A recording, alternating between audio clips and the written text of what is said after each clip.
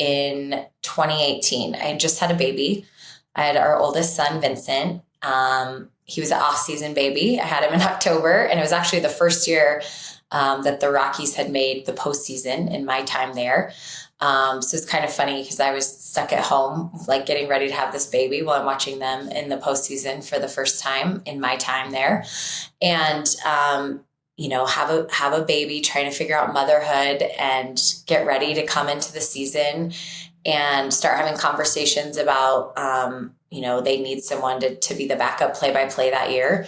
And they really want me to give it a try. And I was like, give it a try. Like, I'm giving this other thing a try. Like, I had a baby. Yeah. I'm trying to figure out how to do this and get back to work. And like, you just want me to give this thing a try. Yeah. All the things. So, I'll never forget those moments of like getting that tap on the shoulder.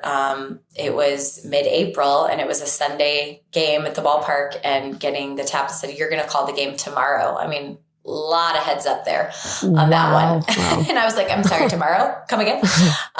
Yeah. And it just arrived, and I think I was still like logistically trying to figure out, again, you go back to not a 9 to 5, kudos to American workplaces and finding, moments for women to go pump and do what they need to do after having a baby. But you can't really do that during a live sporting event. There's not really like a time to say, could you put a 15-minute clock on it? I'll be right back. So I was still like navigating that. Right. And I'm like 6 months into having the baby, and I got it down where I was hosting the pre and post game show mostly. So I, go do the pregame show, come back, like go pump quickly, eat something, catch up on the game, watch the rest of the game, do the post game show, hopefully in enough time to like pump again or get home and feed my baby. And now I'm like, wait, but like calling a game that doesn't have a clock on it, like what if I get a 4-hour game? Like what's going to happen? So I have these like nightmares of not only like, now I'm going to call this game. What if I messed up? Of course you're going to mess up. It's the first time you're doing anything. But like, what if now we like come on camera and I'm just I was just thinking about this. Oh my gosh, what do I do here? So I'm having like double panic. But it's like, to me, that moment had to happen then, right? For me, I think if I overthought someone saying like, we're going to basically change the trajectory of your career and you're doing play-by-play, and I didn't have all these other things to think about and how I'm going to be a mom while doing this and, do my duties for my child and whatever, like, I don't know. It was all so scary. It's all happening at once.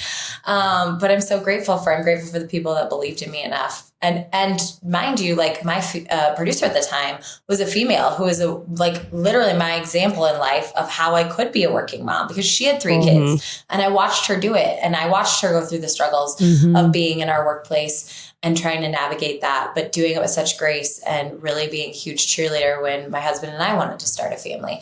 And then for her to know that I could also try this, like that took a lot of guts for her to do that. And so I'm really grateful for that redefining moment.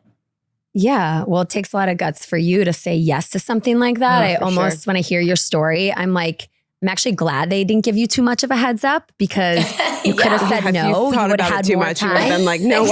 Yeah, when you have so much time to really think through things, you're like, no, I can't do this. But in that moment, you had 24 hours. Like, you just do it. Sometimes you just say yes to things, and sometimes you see what happens. Yes, absolutely. Yeah. And I think that's always been that was advice I was given when I was in college and pursuing being a sports broadcaster. It was, and it's advice I give now to young aspiring journalists of just say yes to the opportunity. Like you might have to move, you might have to get out of your comfort zone.